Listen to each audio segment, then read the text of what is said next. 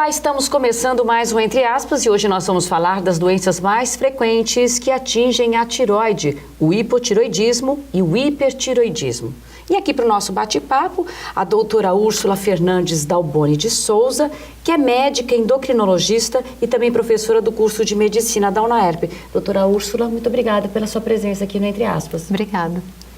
E a doutora Maria Lúcia Darbo Alves, que é médica também, endocrinologista e professora aqui também do curso de medicina da UNAERP. Doutora Maria Lúcia, muito obrigada pela sua presença também aqui, para esclarecer as dúvidas, né, mais frequentes sobre essas duas doenças, né, da tireoide. Ok.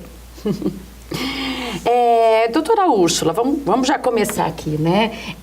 A gente falou até antes de iniciar aqui o nosso programa que o hipotireoidismo e o hipertireoidismo são as duas doenças mais frequentes hoje que atingem a tireoide, né? Uma glândula que está localizada, para as pessoas que estão em casa, tem como mostrar aqui a localização dela? Nessa região do pescoço, tá? Aqui, nessa região anterior do pescoço, tá? Todo mundo tem tireoide, né? Todo mundo nasce com tireoide, homens, meninos e meninas. Então, assim, tireoide, porque muitas pessoas chegam no consultório falando que estão com tireoide. Então, assim, todos nós nascemos e necessitamos dela, que é uma glândula fundamental para o metabolismo do organismo inteiro, necessário, vital para nossas funções assim de neurológicas, motoras, cognitivas, sensitivas. É uma glândula assim fundamental. E infelizmente com muitas patologias extremamente prevalentes hoje em dia, né? Sempre foi assim? Essa prevalência, ou a gente tem hoje um número maior, dá para se dizer hoje? Porque antes a gente parece que não falava, eu me lembro assim, tanto dessa questão de problemas com a tireoide, hoje parece que a gente fala um pouco mais. Tem dois lados de uma moeda, vamos dizer assim. É possível que sempre tenha havido uma incidência alta e a gente não fazia o diagnóstico porque não era tão simples fazerem os exames que hoje nós temos disponíveis. Então é possível que com a melhora da medicina o diagnóstico está sendo mais feito porque os exames estão mais disponíveis. Mas também houve um aumento tão grande das doenças autoimunes e essa, como é uma das principais causas, pode de fato ter aumentado a incidência e a prevalência, sim. O que a senhora acha, professora? Também levar em consideração que a procura pelo médico, hoje pela assistência médica, está mais facilitada. As pessoas procuram mais, buscam mais saúde, né? E elas buscam também entender, né, o que eu tenho, né, o que eu não tenho. E acho que isso que você falou também, né, doutora? Hoje os exames estão mais aprofundados, né? A medicina evoluiu, né? Sim. Então acho que talvez no passado as pessoas nem sabiam que tinha uma glândula que era extremamente importante, que causava tantas disfunções assim, né? E dentre as doenças, né, que eu até citei as duas, né, o hipotireoidismo e o hipertireoidismo, porque são as doenças mais frequentes. Sim. Né? E dentre elas, qual seria a que atinge, que tem o maior número hoje na população, doutora? O hipotireoidismo. O hipo? O hipo. E a gente poderia dizer por quê? Há uma causa específica? Bom, talvez pela facilidade de fazer o diagnóstico. Segundo, porque as doenças autoimunes estão aumentando. Não se sabe exatamente o motivo pelo qual, mas as doenças estão aumentando em frequência. Mas também tem a questão do iodo. A quantidade de iodo no sal industrializado de consumo doméstico é muito alta. E não há uma fiscalização para isso? Até que tem, atualmente está até melhorada, mas a quantidade excessiva desencadeia a doença tireoidiana. Seja uma ou a outra, tanto faz? Tanto faz. O excesso provoca também doença e a falta também provoca doença.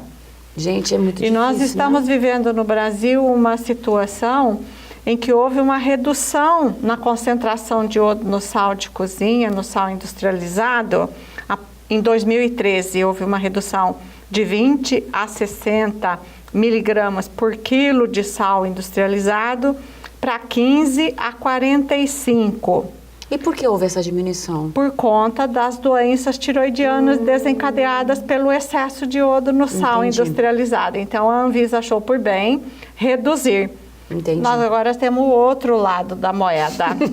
Nós estamos começando a observar pacientes com deficiência. Do iodo. Do iodo. Nós temos um trabalho realizado aqui em 2010 com escolares da cidade de Ribeirão Preto, de escolas municipais, designadas pela Secretaria Municipal da Educação como escolas representativas de uma classe social mais baixa, intermediária e mais alta, em que foi mostrado excesso de ingestão de iodo na urina, que é a maneira de você avaliar. E agora nós fizemos o estudo, refizemos o estudo em 2015, 2 anos depois de ter havido essa mudança na normatização. E nós já encontramos crianças com deficiência de iodo. Gente, o que aconteceu? Houve a redução, o Brasil passou por uma crise econômica, as crianças ingeriam muitos produtos industrializados que são preparados com sal iodado, houve uma queda no poder aquisitivo e uma menor ingestão desse sal. Então, nós já e o sal também tem menor iodo. Então, Agora tem. Então, houve uma confluência aí de fatores e nós já estamos tendo casos. E isso o nosso trabalho mostrou. Nossa, e essa deficiência causa o quê? Desculpa te interromper, só assim, esse é um dos motivos, mas o principal e o mais comum é a autoimune. Então, assim, as doenças autoimunes estão aumentando de incidência e prevalência de uma maneira inacreditável. Para explicar quem está em casa, né, o que seria uma doença autoimune? Porque a pessoa, o que é uma doença autoimune? Anticorpos são células que nós fabricamos para nos defender. E determinados anticorpos, por algum motivo que nós não sabemos qual passam a interpretar que determinada parte do nosso corpo é um corpo estranho. Então, digamos assim, um anticorpo começa a entender que uma parte dentro da tireoide é um corpo estranho. Começa a agredir essa parte. Ele não entende que faz parte da tireoide e que é nosso. Então, autoimune é uma célula que deveria me defender e que está me agredindo. Ela é defeituosa, ela tem uma outra resposta, não normal. Exatamente. Por algum motivo externo, enfim. E existem outras doenças autoimunes de mesma base, o lúpus eritematoso, a artrite reumatoide e aí o próprio câncer. Tem a ver com a alteração da imunidade. Da tireoide. Quer dizer, é uma situação em que não há o impedimento da célula neoplásica crescer. Então, há uma falha do sistema imunológico e a célula cresce desenfreadamente. Quer dizer, é isso que você colocou desde o início, é uma célula extremamente importante e quando ela tem algum desequilíbrio ou atingida por alguma célula defeituosa, causa uma série de problemas. Nesse caso, a gente está falando do hipotireoidismo e do hiper, né? Como assim? Mas que pode desencadear de outras doenças, como vocês mencionaram aqui agora, né? E voltando, né? Já que eu ainda fiz aquela pergunta, né? Sobre, houve então a deficiência, né? Nessa nova pesquisa. E o que isso pode causar para esse jovem, para essas pessoas, a deficiência? Então, a deficiência, ela vai fazer instalar a doença. Seja uma ou a outra? O hipo, no caso. O hiper também. Então, assim, tanto o excesso de iodo quanto a falta de iodo agridem a glândula e podem fazer com que ela fique lenta e preguiçosa, que no caso é o que a gente está chamando de hipotireoidismo, uma tireoide preguiçosa. Então, tanto o excesso quanto a falta podem agredir a glândula, né? E essa agressão vai provocar essa doença chamada hipotireoidismo. Ou seja, uma tireoide que fabrica poucos hormônios tireoidianos. E a ausência desses hormônios pode afetar uma série de coisas. Então, a capacidade desde crescimento, né, o desenvolvimento neurológico, capacidade de aprendizado, memória, raciocínio, lentificação de todo o metabolismo. Então, o intestino vai ficando lento, o coração vai batendo mais devagar, a pele vai ficando ressecada, a unha vai ficando quebradiça. É uma gama de sintomas. Cai. Queda de cabelo, cabelo quebradiço. Ganha-se peso. Ganha-se peso, né? Então, esse é o que as mulheres, vão falando especificamente das... Os homens também, hoje em dia, né, que estão vaidosos, vão, talvez, em busca de um diagnóstico, achando que tem algum problema na questão da obesidade, e lá ele encontra isso, Eu acho que eles vão pensando na possibilidade de ter uma doença na tireoide, porque aí seria mais fácil tratar a obesidade. Entendi. Uma mágica. Entendi. Eu vou dar um tratamento para tireoide e eu vou resolver o meu problema de obesidade. Quando é muito mais do que isso. Entendi. Mas assim, e como as pessoas conseguem... Você falou alguns sintomas, né? Elas começam a perceber, até para repetir para as pessoas que estão em casa, né? Queda de cabelo. Queda de cabelo unha quebradiça, pele ressecada, memória ruim, o raciocínio, a capacidade de aprendizado, alteração de menstruação, alteração no intestino, o ganho de peso, que a doutora Maria Lúcia falou. Então, assim, é uma gama muito grande de sintomas, né? Fadiga, cansaço, desânimo, tristeza. Sonolência, muito bem falado. E são sintomas amplos e que até se confundem com outros tipos de doença, Com né? certeza. Você fala assim, eu tô cansada, eu tô com falta de memória, eu tô com algumas... Né? Bom, isso é estresse, a gente sempre canaliza para alguma outra doença do ou ritmo depressão. de hoje, ou depressão, né, também. E a própria doença aumenta a incidência com o aumento da idade e pega uma faixa etária de mulheres que estão na menopausa. E os sintomas de menopausa são muito próximos do sintoma do hipotireoidismo, a própria depressão. E existe, doutora, uma faixa etária, ou o público atinge mais jovens, mais mulheres, mais O homens? O hipotireoidismo tem uma prevalência maior com o aumento da idade. As mulheres mais idosas, acima de 60 anos, elas têm uma prevalência muito maior. Mais do que os homens? Bem mais. As doenças Sim. endócrinas são mais frequentes no sexo feminino. Principalmente a tireoide. Então, assim, tem um trabalho que foi feito não tem muito tempo no Rio de Janeiro, que demonstrou que entre mulheres de 20 e 40 anos a prevalência era de 9% da população e mulheres a partir dos 70 anos atingiam 19% da população. Então, mostra que realmente ela aumenta, né, a frequência da doença vai aumentando conforme a idade vai progredindo e afeta muito mais mulheres do que homens. E o diagnóstico? Como a pessoa deve obter e conseguir? Quer dizer, eu tenho alguns sintomas desse. Como é que eu faço para ter esse diagnóstico preciso dessa doença? É um diagnóstico laboratorial. Quer dizer, para se fechar o diagnóstico é necessário realizar um exame de sangue, em que se vai dosar o hormônio produzido na cabeça, numa glândula chamada hipófise, popularmente conhecida como glândula-mãe, que regula a função da tireoide, o TSH. Eu preciso dosar o TSH, o hormônio tireotrópico, e dosar o hormônio da tireoide. Tem dois hormônios, T4, tetraiodotironina, e o T3, triodotironina. Numa situação mais comum em que a doença da tireoide é mais frequente, baixa a produção de T3 e T4, estimula o TSH hipofisário.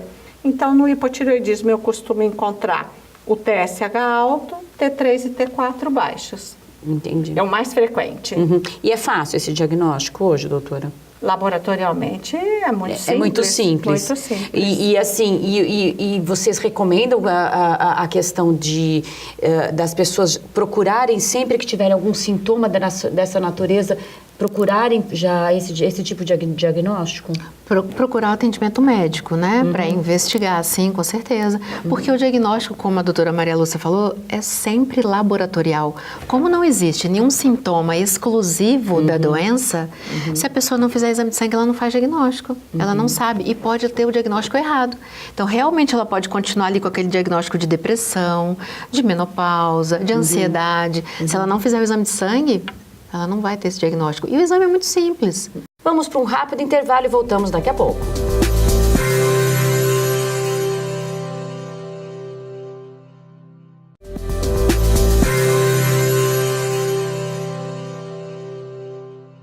Olá, estamos voltando com Entre Aspas e hoje nós estamos falando sobre as doenças mais frequentes da glândula tireoide, o hipotireoidismo e o hipertireoidismo.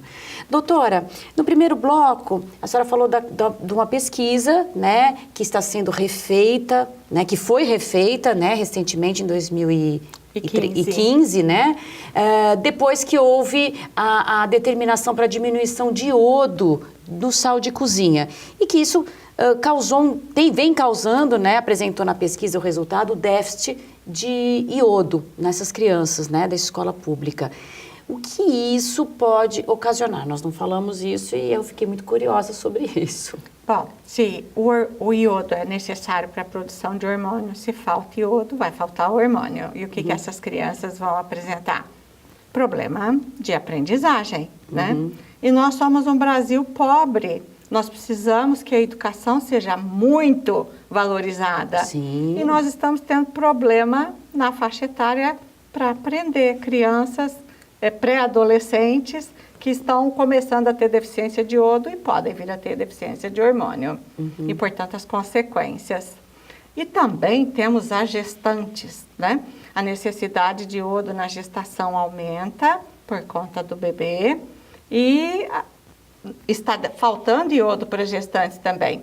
E nós já temos comprimido de iodo no mercado e está sendo reposto iodo por comprimido. Então, na verdade, essa política de diminuição foi um tiro no pé, vamos falar assim? Teoricamente, sim, porque o problema do brasileiro não era o excesso de iodo, é a ingestão excessiva de sal. E o necessário teria sido uma campanha para redução de ingestão de sal. E não diminuiu o iodo do sal? Sim. Porque agora, então, a gente tem um problema para ser resolvido. Virou do outro lado o problema, né? Se antes era excesso, nós estamos começando a ter deficiência. Exatamente. E as suas repercussões. E não se vê nada no sentido de mudar isso? Na política, na questão alimentar, ou se busca, ou a sociedade de medicina, para fazer uma reversão nesse processo? Olha, os trabalhos que eu conheço no Brasil são 2 com gestantes. Com criança, somos só nós, aqui em Ribeirão Preto. E mostrando que houve uma piora de 2010 para 2015, somos só nós, o nosso grupo aqui, que conseguiu isso, porque nós tínhamos os dados de 2010. Nós somos uma gota d'água no oceano, né? O que a gente pode fazer é levar para a Sociedade de Endocrinologia, mostrar, e ela, como sociedade, tentar, reverter, junto ao governo, tentar reverter essa situação. Acho que só o fato da gente estar aqui discutindo essa questão, né, quem está nos ouvindo, até para ficar atento nessa questão, né. Uma outra pergunta, até que surgiu a questão aqui no nosso intervalo, é a questão hoje de um modismo do uso desse sal marinho, do sal grosso e do chamado sal cor-de-rosa, né, que é do Himalaia, né, nesses até... trituradores, né? Muito bonito, né? Que ficam nas mesas, a gente vai lá e mesmo salga a comida, né? Como é que fica esse tipo de sal, né? Nessa questão dessa cadeia alimentar que a gente está falando na questão da reposição do iodo? Eles não são industrializados, eles não têm normatização de iodação, portanto, vão trazer consequência. Então, para uma pessoa, por exemplo, que tenha a doença ou muito o hipertiroidismo ou o hipotiroidismo, a utilização, por exemplo, desse sal, então, não é recomendado? Para ninguém. Para ninguém? Para ninguém. Porque é um sal que não tem iodo. Então, realmente, assim, o ideal é que você, sabendo que o nosso sal já está com menos iodo do que deveria, então nós não poderíamos estar usando esses outros que não têm nenhum iodo. Então, o ideal é deixar esses outros de lado, que são famosos e bonitos e caros. E caros. Não, e é um vamos modismo. usar. E o gozado é que, assim, a gente vê muito na internet, né? E, assim, hoje, tudo que se fala na internet, a gente já sabe que não é verdade. Mas todo mundo fala assim, esse tipo de sal é um sal mais saudável, né? Não tem nada a ver isso. Sal saudável é o sal, digamos assim, usado em pouca quantidade. Então, a gente pode usar o sal adequado, o sal refinado, que tem iodo, industrializado isso, em menos quantidade. Entendi. E, assim, procurar usar alimentos que tenham iodo, né? Então, assim, frutos do mar, os camarões, os produtos industrializados, né? Enlatados, que acabam tendo mais iodo, né? Mas não são tão saudáveis, claro, né? Enfim, sim, né? Lógico, é um meio termo, né? Mas se puder, pelo menos evitar esses que não tem sal, que não tem iodo, perdão. Entendi. Né? Para fazer uma regulagem, então, do iodo no organismo, é isso, né, doutora? Para não ficar essa deficiência. Porque senão nós vamos migrar de uma situação de excesso para uma situação de carência. Entendi. É o que a gente está fazendo. Exatamente. E agora com esses modismos, então, muita gente optando por esse tipo de sal. A tendência vai ser piorar. Exatamente. Já vem aumentando a incidência, né, de doença tiroidiana. E com a ausência do iodo, ela vai tender a aumentar. Então, assim, o bócio tiroidiano, que é aquele aumento do volume da glândula, provavelmente que antigamente nós tínhamos chamada bócio endêmico pela carência do iodo, a tendência é voltar. O papo, né? A tendência é voltar tudo de novo, né? Porque a glândula vai crescendo, digamos assim, numa tentativa, não é bem isso, mas de poder captar mais iodo, vamos dizer assim. Como está faltando muito iodo, o TSH, que é aquela glândula que a doutora falou, hipofisária, começa a aumentar e vai promovendo um crescimento da glândula, né? No caso, até para a gente encerrar e ir para o hipertiroidismo, na questão do hipo, quais os fatores de risco? Bom, basicamente, resumindo então, mulheres, né, principalmente com mais de 60 anos de idade, que já tenham alguma doença tiroidiana prévia, às vezes tem um nódulo, às vezes tem o próprio bócio, tem uma doença autoimune, ou da tireoide, ou outra doença autoimune.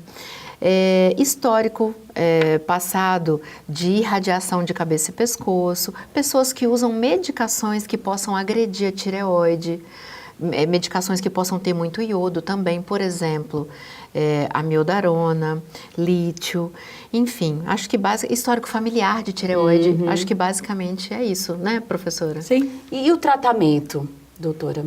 O tratamento é simplíssimo, é tomar o hormônio que não está fabricando. Para o resto da vida. Sim.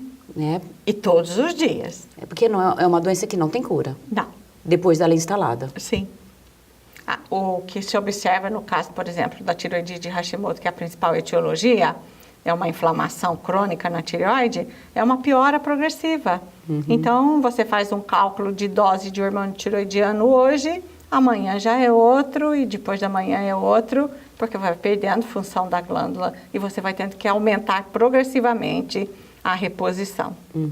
A gente falou, né, até então do hipotiroidismo, que seria a glândula que falta esse hormônio, né, e portanto você precisa repor para que ela consiga trabalhar, porque é uma glândula preguiçosa, né? E na outra ponta, a gente tem o hipertiroidismo, que é uma superprodução. Seria isso, doutora? Exatamente. Então, assim, hipertiroidismo é o nome que se dá para o excesso de hormônio tiroidiano, tá? E a principal causa também é autoimune. Olha que interessante, olha como as doenças autoimunes vêm aumentando. Então, o hipertiroidismo é o excesso dos hormônios, o contrário do que a gente acabou de falar, onde o paciente ele tem um hipermetabolismo. Então, ele começa a perder peso sem estar fazendo dieta nenhuma, comendo normalmente, começa a ter muita irritabilidade, tremor, sensação de coração acelerado, insônia, calor excessivo. Então, uma série de sinais e sintomas de excesso de metabolismo, né? Também pode ter alteração de menstruação, né?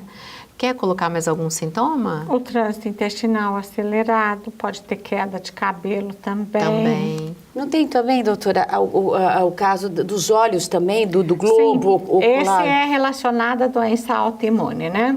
Que é a doença de Graves.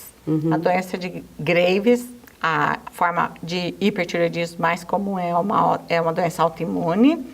Ela ocorre entre 20 e 40 anos de idade, principalmente. Então, atinge as mulheres mais cedo, nesse caso. E afeta de 6 a 10 mulheres para cada homem comprometido. Então, é uma doença basicamente feminina. Entendi. Aí, ela se caracteriza pelo excesso da produção de hormônio, pelo aumento do volume da tireoide e pela alteração dos olhos.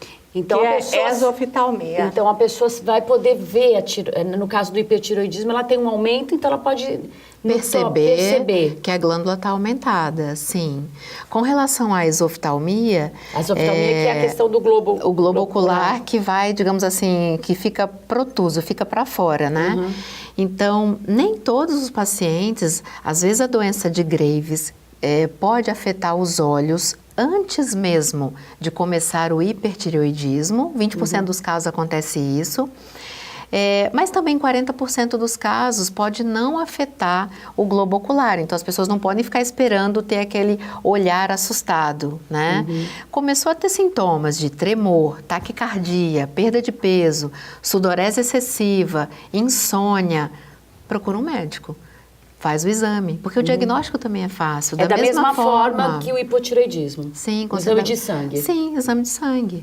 Talvez até mais fácil se fazer o diagnóstico clínico, examinando o paciente, uma paciente portadora de doença de Graves, hipertireoidismo por doença de Graves, você até fecha o diagnóstico clínico, coisa que você não consegue fazer no hipotireoidismo. Entendi. A menos que seja muito severo. Entendi. Aí o paciente vem amarelecido, todo inchado, edemaciado, e aí você faz mesmo só de olhar para ele o diagnóstico. Entendi.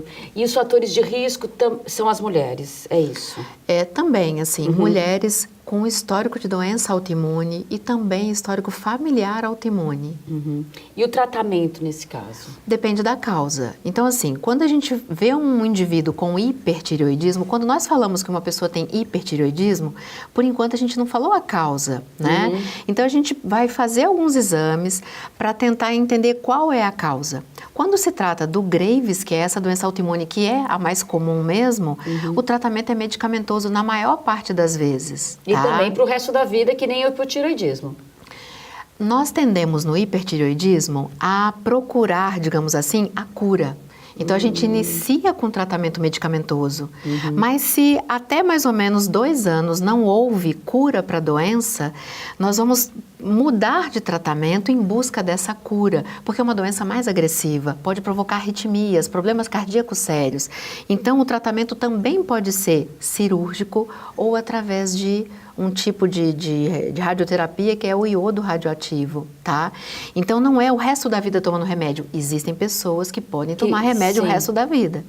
Mas o endocrinologista, ele busca o tratamento de cura no hipertireoidismo, por ser mais agressivo. Entendi. Ou até levar para o próprio hipotireoidismo, dando o iodo radioativo, que vai destruir a glândula, porque é mais fácil você tratar e controlar o hipotireoidismo do que o hipertireoidismo. Entendi. Então, você atinge essa glândula para que ela seja uma glândula preguiçosa.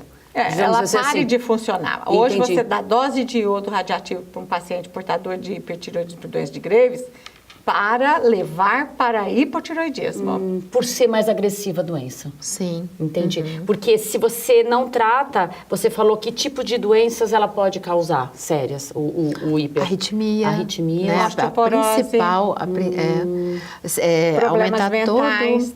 todo o sistema de tromboembolismo pode estar aumentado, né?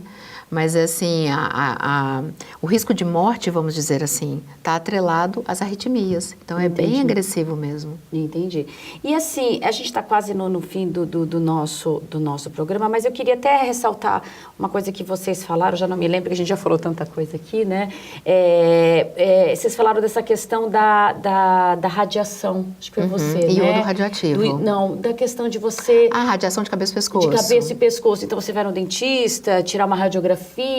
Teve uma época que se fez uma campanha muito aí. Eu acho que seria interessante, né? Porque se fala na questão da proteção, né? Da é importante. Então, com certeza, vai fazer um exame de imagem, mamografia, radiografia, tem que ter proteção tiroidiana, com certeza. Isso é importante. Se o profissional que está atendendo não ofereceu, esqueceu, o cliente tem que cobrar. Isso é muito importante. Porque no passado isso não tinha. A gente nem se falava disso, a gente nem sabia. Nem sabia, né? E tem muita gente que as pessoas falam, talvez os números podem estar atrelados também a essa utilização. Vocês acreditam que sim? Ou da não proteção? O aumento da doença tiroidiana? Não. Por radiação, não. Porque a principal causa é autoimune. Entendi. Que ainda não se explicou. A gente ainda não sabe exatamente o que é que leva o nosso organismo a agredir o nosso próprio organismo, né? A gente não tem resposta para isso ainda. E de maneira diferente, porque no hipotireoidismo agride deixando de funcionar e no hipertireoidismo agride fazendo funcionar demais. É realmente incógnita para a medicina, é isso, né, doutoras? Olha, acho que foi super esclarecedor, né? Até para mim, né? Que, por exemplo, já usava o tal sal lá, que a gente falou da moda, né? E fica aí o alerta para as pessoas que estão nos assistindo, né? Que a gente acha que é tão mais saudável e às vezes não é. Sim, né? sim. Doutora Lúcia, muito obrigada. Doutora Marisa também, muito obrigada. Tem porquê. E o Entre Aspas fica por aqui e até o próximo programa.